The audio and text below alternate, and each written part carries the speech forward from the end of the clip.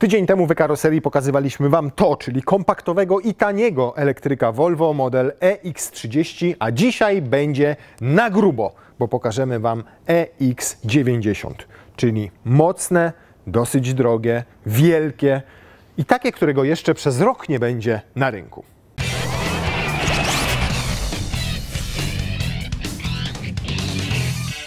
A nie będzie go jeszcze przez rok na rynku, ponieważ Volvo zdecydowało się przełożyć jego produkcję ze względu na ilość skomplikowanych systemów w tym samochodzie i nowoczesnych technologii, które mają odpowiadać przede wszystkim za autonomiczną jazdę i bezpieczeństwo. Chcą to najzwyczajniej w świecie dopracować tak, żeby nie było żadnych zaskoczeń i wizerunkowych w top. XC90 to jeden z najpopularniejszych, najbardziej rozpoznawalnych SUV-ów na świecie. Zadebiutowała 20 lat temu z silnikiem 2,4-5 cylindrów. To był najmniejszy motor, jaki można było kupić do pierwszej generacji.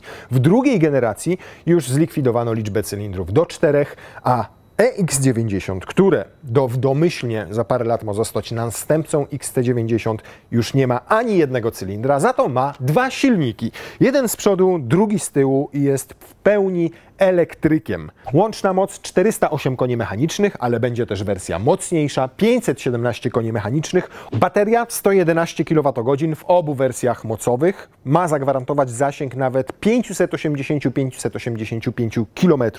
Ładowanie szybkie, bo tutaj gdzie jest klapka? Tam jest klapka, Lenar będzie się na mnie złościł, bo tu mi słońce wypala mordę, czy tam ciemny jestem, ale klapkę muszę pokazać, proszę. To jest klapka, tu jest przycisk, tu jest światełko, tu jest CCS. I ten CCS przyjmie 250 kW, taką moc, więc całkiem sporą.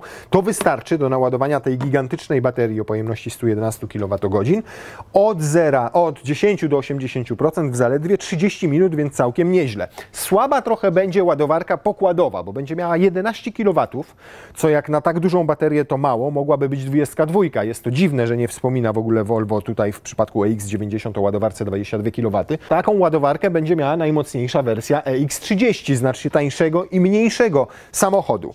Natomiast mówią znowu otwarcie, że gabarytowo auto to jest w zasadzie XC90.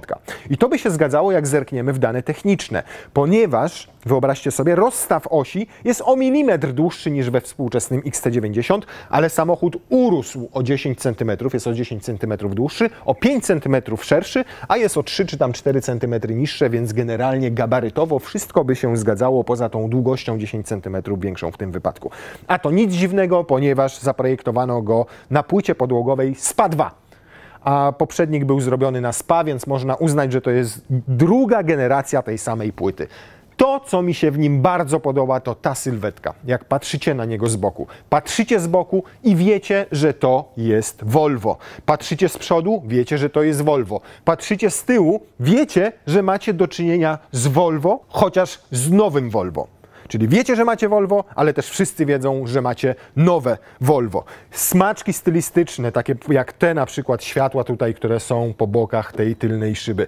Te w kształcie takiego U zagiętego, ale bez listwy świetlnej, bo tego Volvo jeszcze nie robi. Te gładkie powierzchnie tutaj, nawet bez uchwytu na klamkę, ponieważ otwiera się bagażnik przyciskiem tutaj w tym miejscu. Musiano przy tych gabarytach i przy elektrycznym napędzie przywiązać znacznie większą wagę do kwestii aerodynamicznych niż w przypadku zwykłych samochodów spalinowych. Mamy w związku z tym tutaj na przykład taki wyoblony bardzo ten przód, bez żadnych załamań, oczywiście nie ma grilla. Wszystkie te załamania, które są tutaj niżej i tak samo te ruchome klapki mają ograniczać nam przepływ powietrza tutaj z przodu i powodować, że wibracje i zawirowania jego będą mniejsze. Wypłaszczona oczywiście podłoga, tutaj takie deflektory, które kierują strumień powietrza pod samochód. Do tego tutaj wkomponowane takie LEDy do jazdy dziennej, które też to powietrze odbijają gdzieś tam na bok. Nawet zadbano specjalnie o to, żeby szyby były maksymalnie razem z karoserią wypłaszczone. Zobaczcie tutaj ten słupek środkowy, rzadko w którym aucie jest to zrobione tak, że tutaj przepływa gładko powietrze, on jest ten słupek wklęsły, szyba jest z nim w zasadzie zlicowana. Te ranty tutaj też są absolutnie minimalne, to samo tyczy się słupka trzeciego. Ta szyba zachodzi aż tutaj, tu jest kawałek takiego materiału nieszybowego, a szyba jest tutaj znowu i też jest to płaściutkie, skromne, ogromne, niewielkie relingi. Jedynym elementem zaburzającym tak naprawdę całą stylistykę jest to. I nie, to nie jest noktowizor, to jest radar LiDAR, czyli najnowocześniejsza technologia laserowa, która w tym wypadku ma umożliwić to, że nawet jak będzie lało, nawet jak będzie śnieg, nawet jak będzie mgła, jak będzie deszcz, skrajnie niekorzystne warunki pogodowe, to ten radar rozpozna wszystkie przedmioty i to w 3D, które są do 250 metrów przed samochodem. A jak będzie bardzo ładna pogoda, warunki będą idealne, to nawet ten zasięg będzie jeszcze większy. I to ma umożliwić, zwiększyć i bezpieczeństwo, i umożliwić, ułatwić, usprawnić jazdę autonomiczną. Oprócz tego lidara mamy tutaj aż 16 czujników ultradźwiękowych, aż 5 radarów i 8 kamer. Zobaczcie, te kamery są nawet tutaj. To lustereczko jest takie jak w EX30, już Wam pokazywaliśmy. Lustro tutaj się nie reguluje, reguluje się całe lusterko tutaj na tym przegubie. O, w tym miejscu. A tu nawet jest, zobaczcie, malutki spryskiwacz do tej kamery w tym miejscu. Żeby poprawić tę aerodynamikę i osiągnąć współczynnik oporu powietrza na poziomie 0,29, czyli naprawdę świetny jak nasuwa, to nawet wypłaszczono klamkę. Zobaczcie, co niestety ma też swoje negatywne konsekwencje, bo wszystkie Volvo do tej pory, nie wiem czy wiecie, miały tak zaprojektowane klamki, do tego przywiązywano wagę, żeby strażak w rękawicy strażackiej mógł włożyć łapę, pociągnąć za klamkę i otworzyć drzwi. Teraz to będzie niemożliwe, ale podejrzewam, że oczywiście znaleziono inne rozwiązanie, na przykład takie, że w momencie wypadku ta klamka będzie się odchylała i wtedy wystarczy delikatnie pociągnąć drzwi, bo one już są na zamku elektrycznym oczywiście, tak jak jest modnie. Natomiast to, na co chciałem zwrócić uwagę, to to, że w wielu samochodach oczywiście też stosuje się zamek tradycyjny przy otwieraniu drzwi, a tu jest tak, delikatnie jak się pociągnie, to otwiera, słyszycie, pracuje? O. A jakby się coś zacięło, to jest jeszcze normalne, tradycyjne cięgiełko. Nigdzie tam nie ukryte, nie schowane, tylko to jest wszystko w jednej estetycznej, fajnej klameczce. O. I jeszcze na chwilę wracając do baterii, to będzie miało funkcję, wyobraźcie sobie, w całym swoim systemie zamiany prądu stałego z baterii na prąd zmienny, taki jak mamy na przykład w mieszkaniach. Co oznacza, że będzie można podłączyć EX90 do sieci domowej i sobie korzystać z niego jak do powerbanka. Teoretycznie możliwa nawet ma być taka sytuacja, że ładujecie go na przykład tańszym prądem w nocy albo w ogóle gdzieś w świecie, na przykład u pracodawcy, wiadomo, pracodawca chętnie zapłaci za prąd do waszego Volvo EX90, wracacie do domu i macie darmowy prąd do tego, żeby ugotować sobie herbatę, upiec kaczkę, obejrzeć telewizję. Standardem na pewno we współczesnych samochodach nie jest taki bagażnik. Wyobraźcie sobie, że on ma mieć 1000 litrów, ponad 300 więcej niż w obecnym XC90. W standardzie też EX90 będzie samochodem 7-osobowym i nawet przy tych 7 postawionych fotelach, zobaczcie ile nadal zostanie tutaj bagażnika. Celowo nie zabrałem dużych walizek, po to żebyśmy mieli zaskoczenie w momencie, kiedy będziemy go już testowali, jak będzie samochodem jeżdżącym. Oprócz tego, że tutaj jest tyle miejsca, to jeszcze tutaj wygospodarowano, przepraszam bardzo Lenar, tak duży schowek i w tym schowku miejsce akurat na Wirt, zmywacz do szyb Ecoline oraz Go Clean Waterless Car Wash Leaf Auto Sans Dobrze, czyli jeszcze dano nam tutaj sprzęt, żebyśmy... A to jeszcze nie wszystko. Angel Wax. To płyn chyba do higieny intymnej. Angel Wax. Więc fajne miejsce na roletkę. Fajnie, że wejdzie Wam tutaj dodatkowa kabinóweczka. No zaprojektowane po prostu jest w stylu Volvo, czyli praktycznie i to w Volvo bardzo lubimy. Do tego stopnia, że nawet tutaj jest taki uchwyt, który możecie sobie gdzieś przywiązać, żeby Wam to nie opadało, tylko teraz jeszcze w wersji przedprodukcyjnej zapomniano zrobić haczyka do tego, chyba że to ten.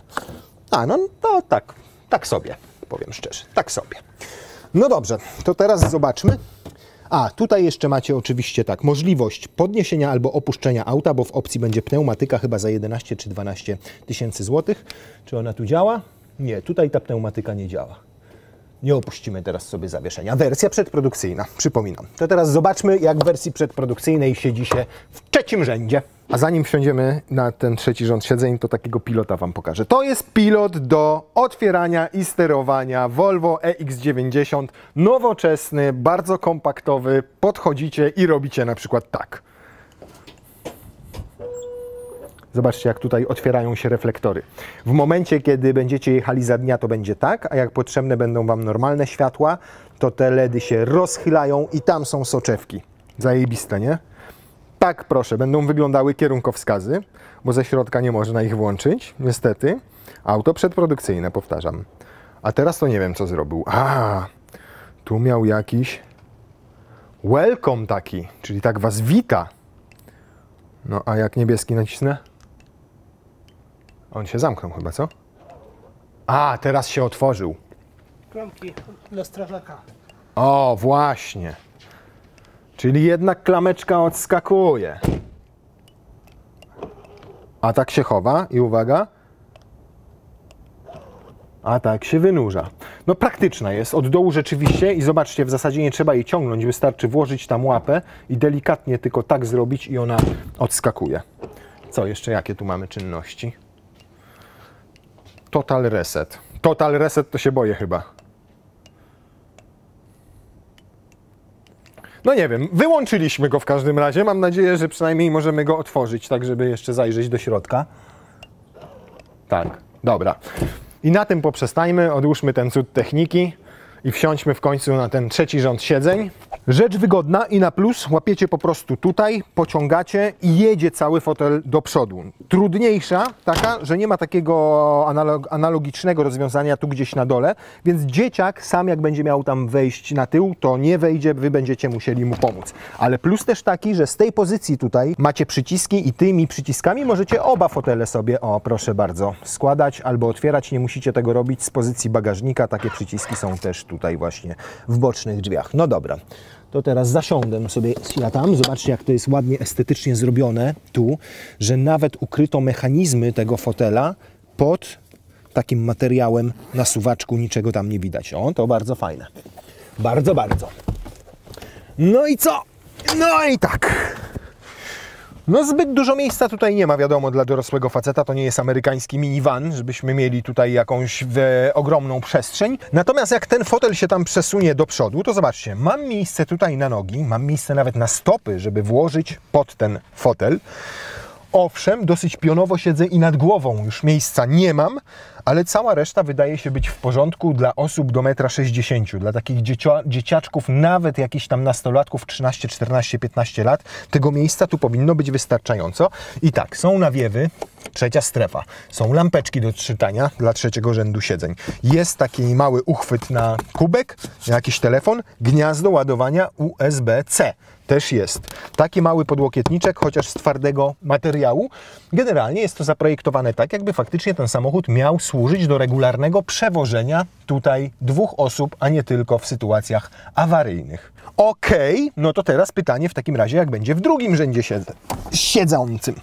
Aby to sprawdzić, to najpierw siadam tutaj, najpierw tym pokrętłem. To jest bardzo fajne rozwiązanie, już pokazywaliśmy to przy okazji EX30.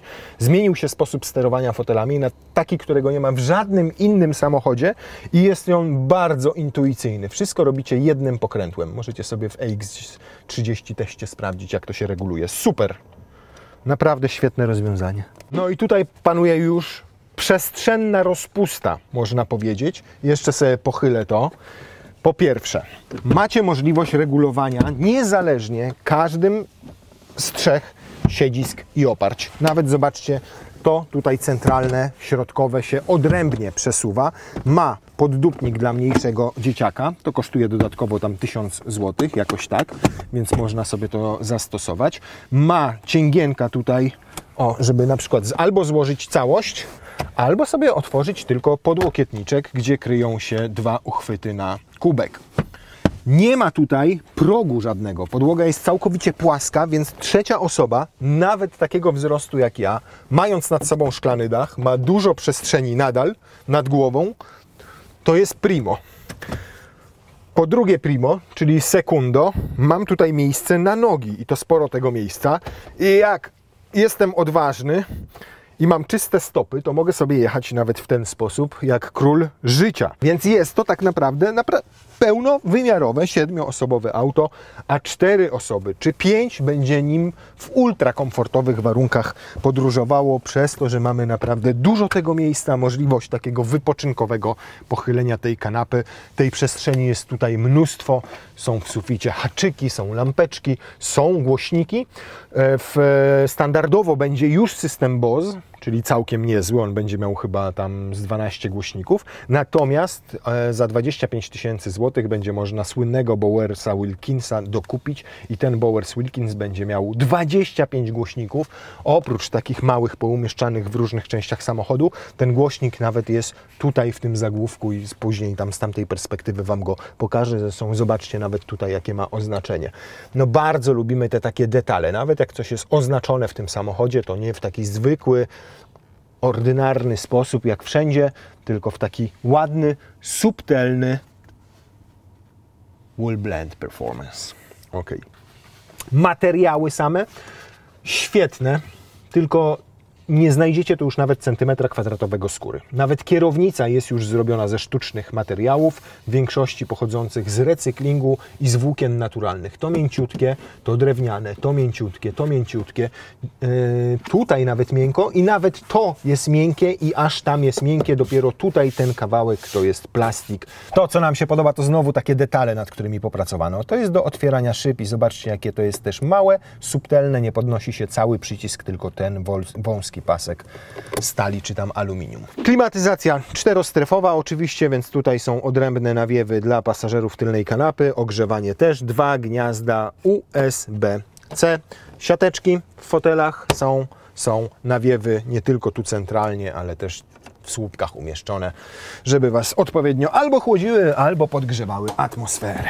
Konsola centralna i deska rozdzielcza zdecydowanie nowocześniejsze, ale nadal widać tutaj akcenty nawiązujące do poprzednika, jak choćby na przykład ten Bowers Wilkins, tutaj właśnie głośniczek wysokotonowy umieszczony centralnie, jak choćby takie wstaweczki jak ta aluminiowa czy tam stalowa z flagą Szwecji wytłoczoną listwa, jak to drewienko, które było też podobny kształt miało w poprzedniku.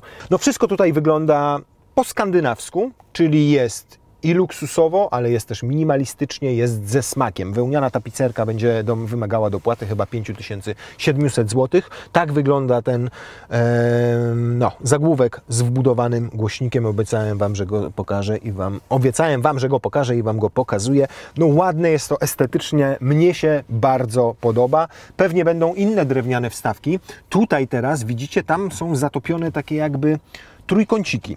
Podejrzewam, że to są LEDy, ponieważ Volvo mówi o tym, że zastosowało tutaj 70 ileś punktowych LED w oświetleniu, a to po to, żeby wnieść trochę naturalnego światła słonecznego do wnętrza. Bo jak wiemy, Skandynawowie mają u siebie dosyć ciemno przez większość roku, więc starano się tak to zaprojektować, żeby nam to dawało takie przyjemne, słoneczne światło i pozytywnie nastrajało. Pozytywnie nastraja też jakość oczywiście wykończenia, bo nawet ta półka tu jest fajnie wyłożona. Ta półka ma pas, który nie jest fajnie wykończony, ale to jest wersja przedprodukcyjna. Ten pas ma zapewne przytrzymywać jakieś przedmioty tutaj w miejscu, żeby nie latały, dla bezpieczeństwa. Mamy 2 gniazda USB-C, tam niefortunnie dosyć tak schowane, bo do tego na przykład trudno będzie dostać, gdzieś tam trzeba go wyszperać.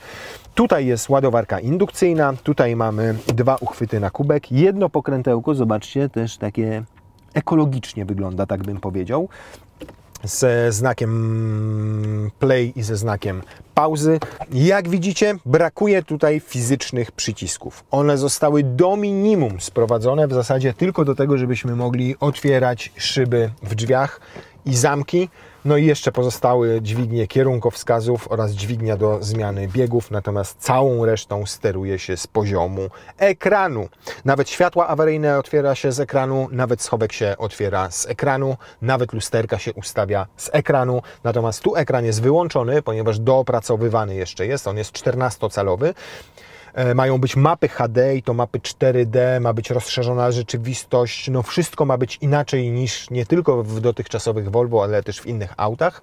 Preludium tego, jak to będzie wyglądało, możecie obejrzeć sobie przy EX30, czyli jeszcze raz możecie kliknąć tu, wrócić sobie do tamtego materiału i zobaczyć, jak tam wyglądały te multimedia i sterowanie tym wszystkim. Tutaj takie klawisze też już dotykowe mocno, którymi będzie się między innymi niektóre funkcje stąd zatwierdzano. Natomiast w przeciwieństwie do X30 dostaliśmy tutaj mały, taki bardzo wyświetlacz, który ma pokazywać tylko podstawowe informacje, jak choćby w tej chwili zasięg, jak choćby procent naładowania baterii, zapewne też prędkość, zapewne też niektóre jakieś wskazówki.